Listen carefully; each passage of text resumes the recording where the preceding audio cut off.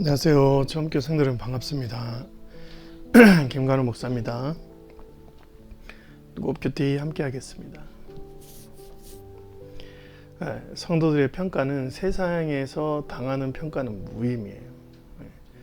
그래서 세상적인 성공과 실패는 성도들의 성공과 실패를 확증하지는 않습니다. 성도들의 평가는 교회와 하나님 나라 안에서의 평가를 말하는 것이죠.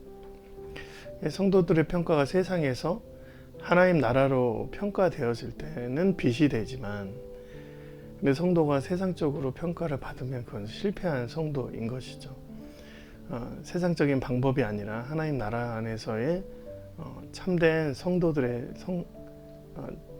성공을 해내야 됩니다. 그러기 위해서 우리는 항상 자신을 연단하고 자신 안에 있는 모든 것들을 하나님 앞에 드리며 확증하는 시간들을 가져야 되는 것이죠. 오늘도 그런 마음으로 하나님의 앞에 서는 귀한 말씀 시간이 되기를 원합니다. 오늘 디모데전서 4장 1절부터 16절 말씀입니다. 에베소에 있는 디모데에게 바울이 쓰는 편지죠. 근데 이 편지는 디모데의 개인적인 서신이라 했습니다.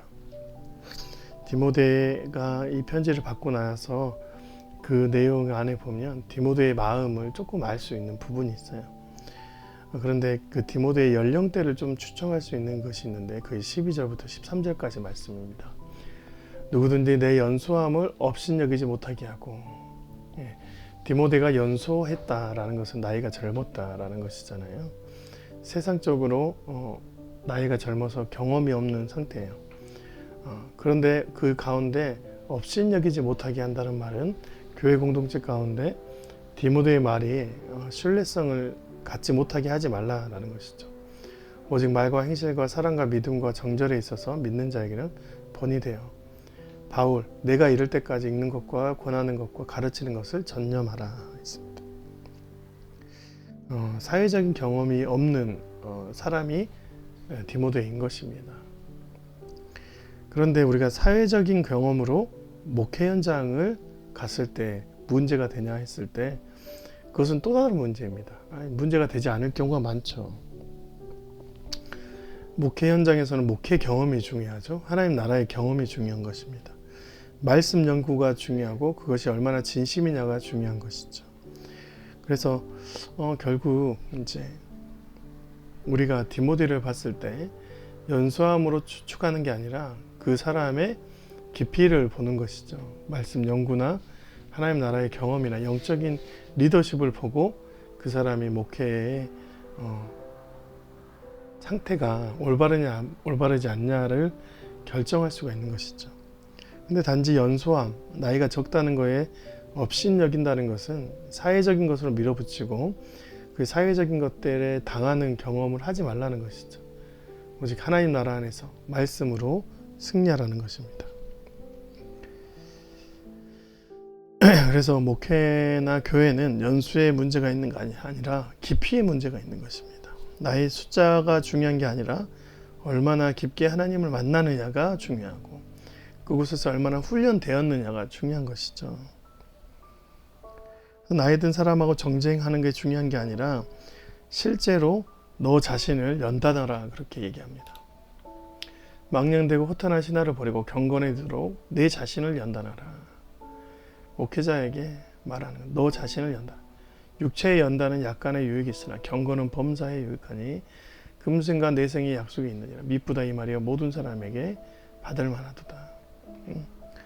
스스로 자신을 연단하는 삶을 가져라 라고 하는 것이죠. 지금 디모데는 교회 공동체 안에서 나이 많은 어르신들의 사회의 영향력이 중요한 게 아니라 디모데가 중요한 거예요. 목회자로서 자신이 얼마나 연단하고 그 연단 속에서 얼마나 영적인 경험을 하고 하나님의 말씀을 깊게 묵상했느냐가 지금 에베소 교회에 정말 중요한 것이다. 너가 연소함으로 업신여기지 않도록 항상 그 가운데 경건을 살펴라. 14절 16절 내 속에 있는 은사 곧 장로회에서 만수받을 때에 예언을 통하여 받은 것을 가볍게 여기지 말라. 모든 일에 전심전력하여 너의 성숙함을 모든 사람에게 나타나게 하라. 내가 내 자신과 가르침을 살펴 이 일을 계속하라. 이것을 행함으로 내 자신과 내게 듣는 자를 구원하리라.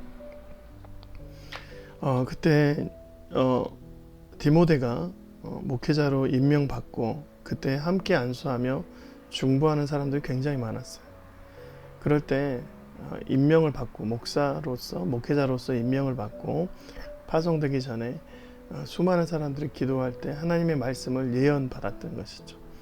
이 예언은 디모데에게 좋은 말을 하거나 디모데의 마음을 안정시키는 그런 예언이 아니라 하나님께서 디모데를 통해서 행하실 목회 사역의 계획들을 얘기해 놓은 예언인 것이죠. 그 예언을 쉽게 내가 지금 현장에서 디모데라는 사람이 현장에서 잘 받으며 그것을 이루어 가라라고 하는 것이죠. 그러기 위해서 내가 내 자신과 가르침을 살펴야 한다. 이 일을 계속하라. 멈추지 않고 하나님의 말씀을 부여잡고 그 말씀에 성도를 대입하기 전에 자신을 대입하라는 것이죠.